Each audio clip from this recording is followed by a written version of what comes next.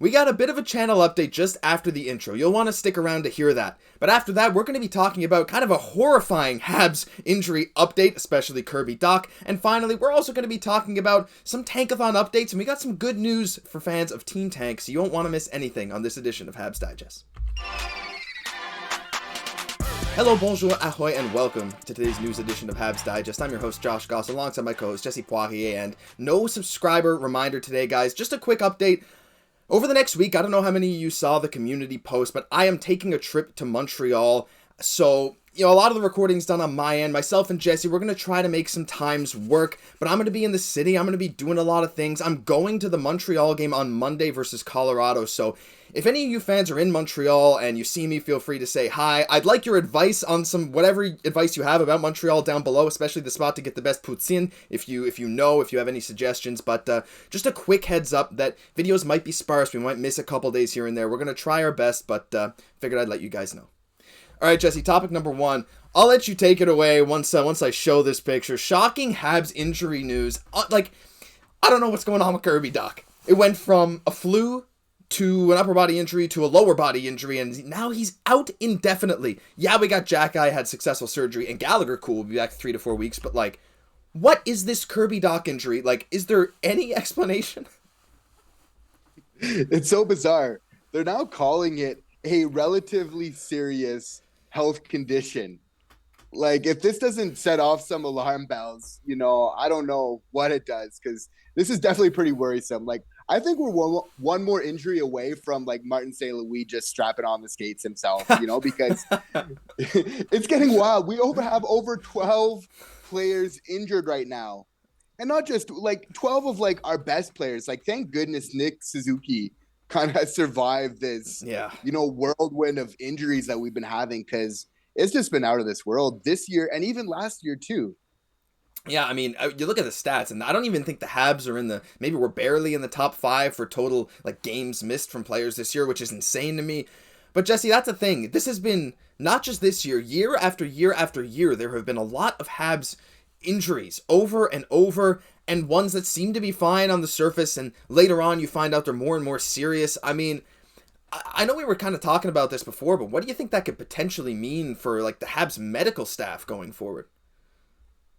Well, I think that it's something that's going to need to be looked at in the offseason, just because it's too much now. We know kind of the old adage, fool me once, shame on you. That's kind of last year with all of our injuries. But now, again, it's starting to become a little bit of a pattern. So it's kind of shame on us if we don't kind of address it and take care of it at this point in time. So I wouldn't be surprised to see some drastic changes being done with our medical staff at this point in time, because it's having a huge effect on our team. That's the bottom line.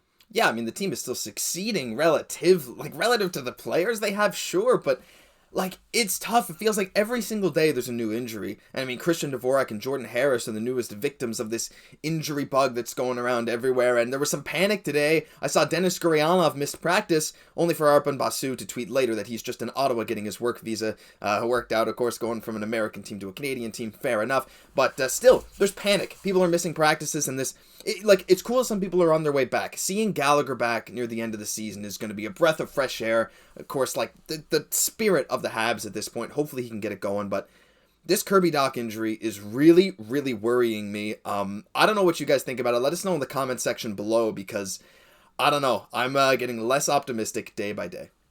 But let's get on to, I guess, I don't know if this is more or less optimistic. Depends on which side of Team Tank you fall on. We'll play the animation. But if you're a fan of Team Tank and you really, really care about the Habs Tankathon, you will love this picture I'm about to show.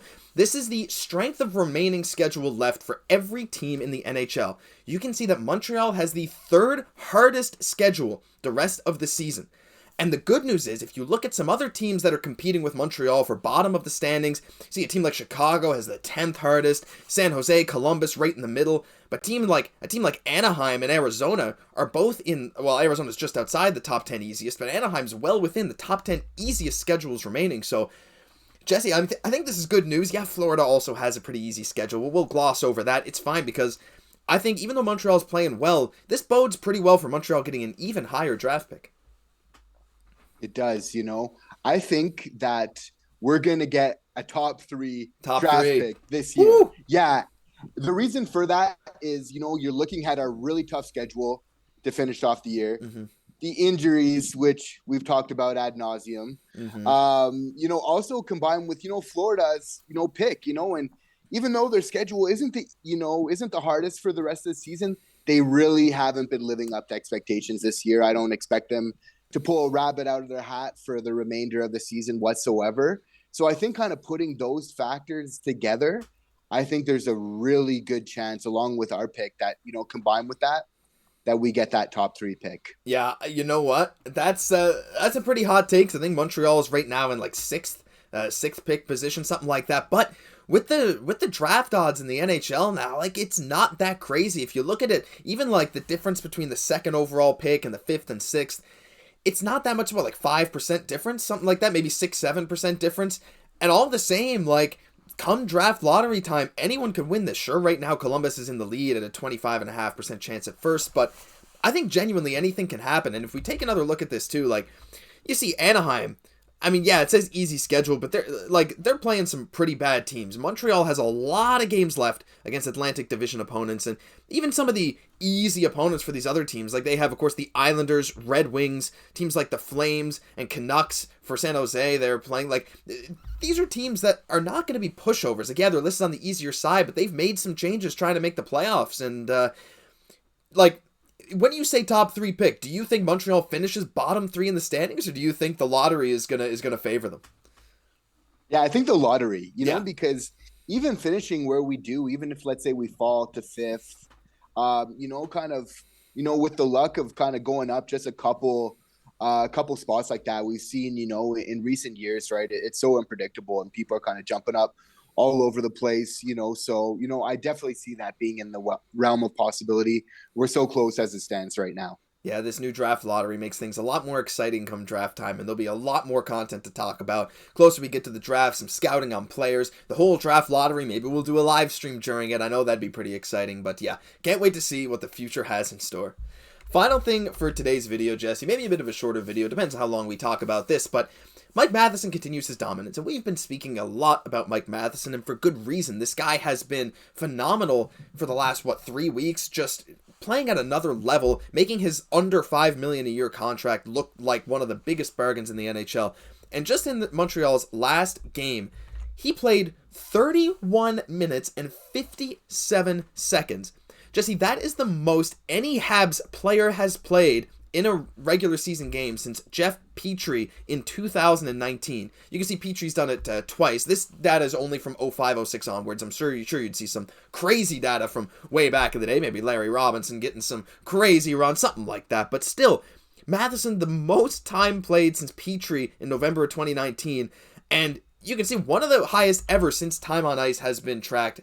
I mean, is there anything that we can say about Matheson that we haven't said already? This guy's just amazing. He's deserved all the trust that he's gotten from Marty St. Louis, which we've seen. And the reason for that and the reason that he's getting played so much, Josh, is because he does things that nobody else, no other player, even Cayden Guhle, can't offer the Montreal Canadiens, just because he has that experience of bringing that defensive capabilities, but also that offensive flair as well. So just being that defenseman that can really jump in the play like that with that mobility, just makes him so rare, and I think we're making great use of him right now. So rare, such a threat. Like, what's funny, Jesse? I want to get your opinion on this, but a lot of people are saying, like, at this point, it's basically like Montreal traded old Jeff Petrie for young Jeff Petrie. There's a lot of similarities, don't you think? It is, especially that he's, just logging close to the same amount of time as Jeff Petrie did in 2019. And, because Jeff Petrie was a great defenseman for us for a long time. He kind of struggled when he was out west, but in certain ways. But when he came to Montreal, he really flourished. Like, he was a great player. But I think this was just great timing. Pittsburgh's trying to win right now. And Petrie's still very much like a capable player. But I think Matheson just fits our timeline so much better.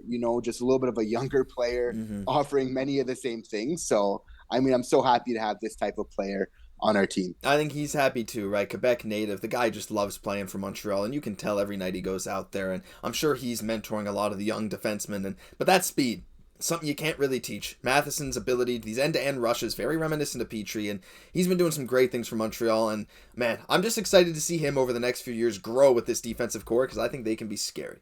But that'll do it for this news edition of Habs Digest. If you enjoyed, leave a like, comment, subscribe to the channel, and please don't forget to give me any Montreal advice that you can in the comment section below. I'd really appreciate it. I'm your host, Josh Gosse, for my co-host, Jesse Poirier. We'll catch you in the next one.